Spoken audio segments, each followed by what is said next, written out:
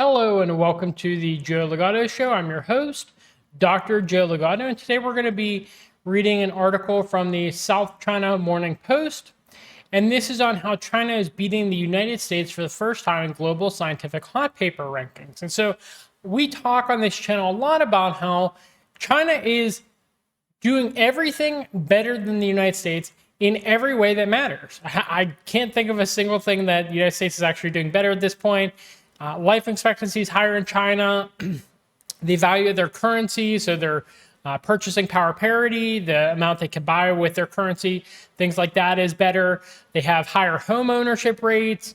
They have higher satisfaction. They have higher satisfaction with the future. They have higher trust in their government. They are more competent in every type of scientific endeavor you can think of, aside from a few. I believe I think they were ahead in 37 of 44 major scientific fields of research. And so China is just completely stomping the United States in every way, shape, or form. And so we're going to gloat about it in this article, while reading this article, on how China is beating the United States. So for the first time, China has surpassed the United States with the number of papers published and cited in the world's most influential journals, a new report has found.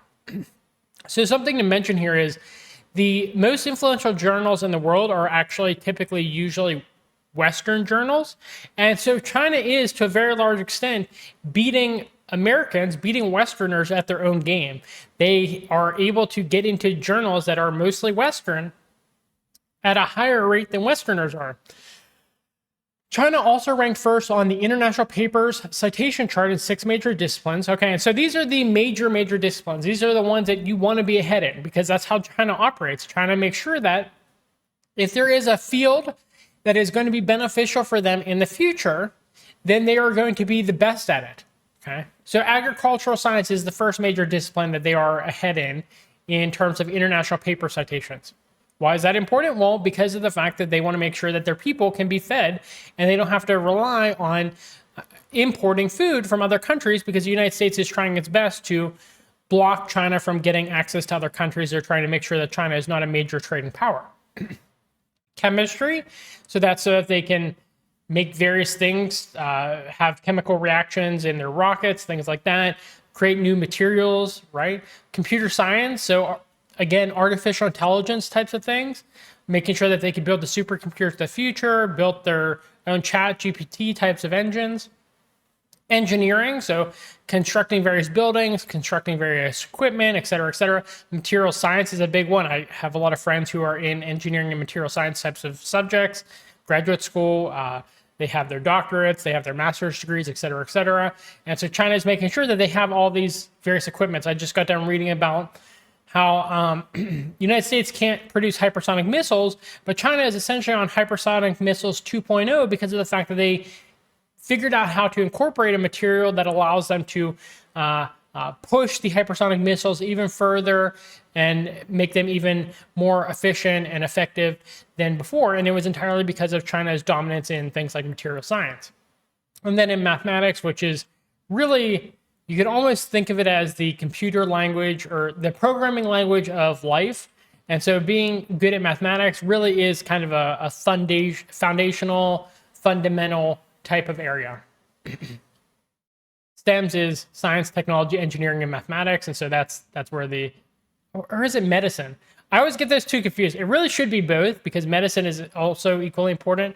Wait, let me look this up real quick. I'm just curious. I will look it up on another screen. Okay, let's see. STEMs. Let's see what STEM stands for. STEM's acronym. What's it stand for? Is it math like I originally thought, or? It is math. Okay. STEM, science, technology, engineering, math. So my field is actually considered to be a STEMs field, industrial and organizational psychology. I do think that if medicine is not included in there, which it does not seem to be, medicine should also be there as the second M for STEMs. So anyways, skipping that part for a little bit, the top spot in mathematics was a new achievement compared to with the previous year. Okay, that's interesting. I'd like to see who held that before. If it was the United States, for some reason, I doubt that. If it was the United States, though, it was probably because of their East Asian immigrants. If I had to guess, it'd probably be like a South Korea or a Japan that held the top spot before, but who knows? Okay, so according to the statistical data of Chinese S&T papers, I think that's science and technology papers, released on Wednesday by the Institute of Scientific and Technical. Oh, maybe it's science and technical instead of science and technology. Institute of Scientific and Technical Information of China. Chinese researchers published 1,929 hot papers, papers that received significant numbers of citations soon after publication, usually in a rapidly evolving field such as molecular biology and material science, accounting for 46% of the global total by July. Wow. So they are not only the top field, but they almost make up half of the entire field in terms of hot papers. Meanwhile, the United States researchers produced 1,592 hot papers, taking second place. The US was followed by Britain, Germany, and Australia. Okay, not too surprising there. Really curious, though, about who was ahead in math. But anyways, we can come back to that some other time. According to the data from ISTIC, which has been tracking papers published by Chinese researchers in domestic and overseas journals since 1987. Okay. While most papers reach their citation peak 2 to 4 years after publication, some become hot and receive recognition very quickly, seeing them cited rapidly and extensively because of their importance to a field of high current interest. Okay, so one takeaway from this is if you are working on hot papers, that means that you're working on topics that are of really great importance, that are evolving rapidly. And so China understands what it takes to be the best, and they're focusing on those fields that actually really do matter.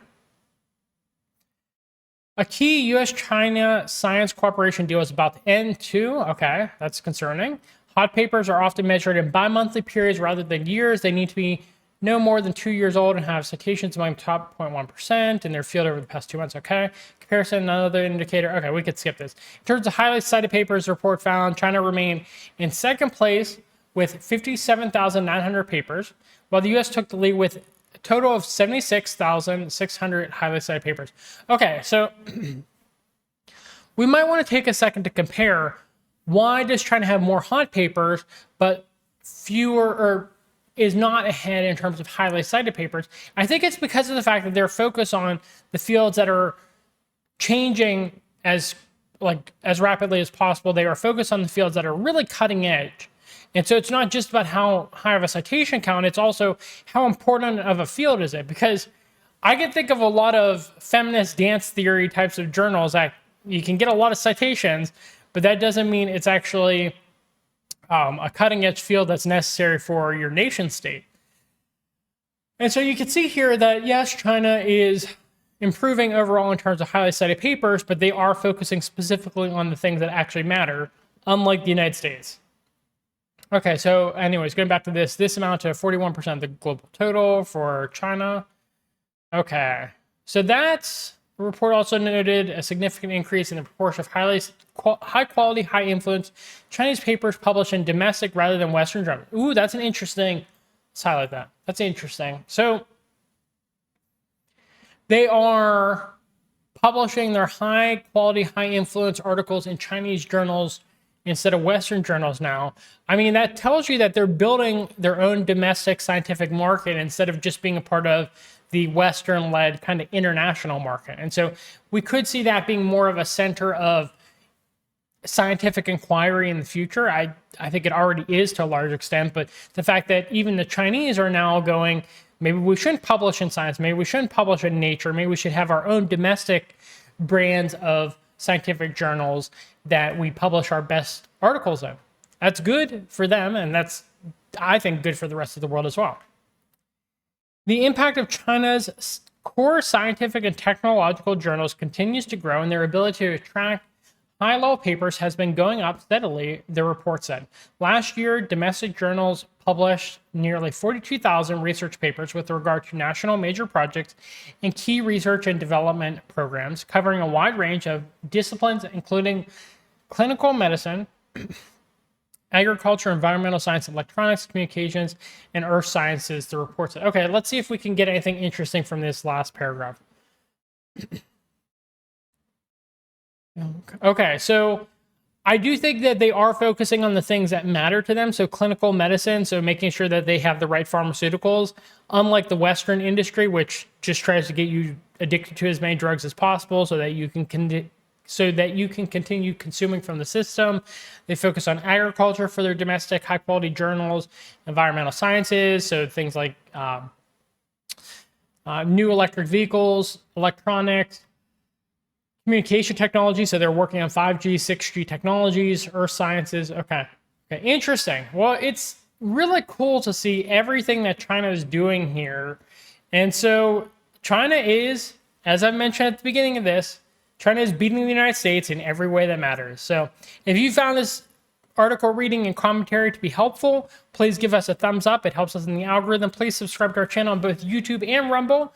And please give us a comment in the comment box. I love reading them, whether it's question, comment, concern, critique. We always love to hear from you. So thank you again for watching, and I hope you have a good rest of your day. Bye.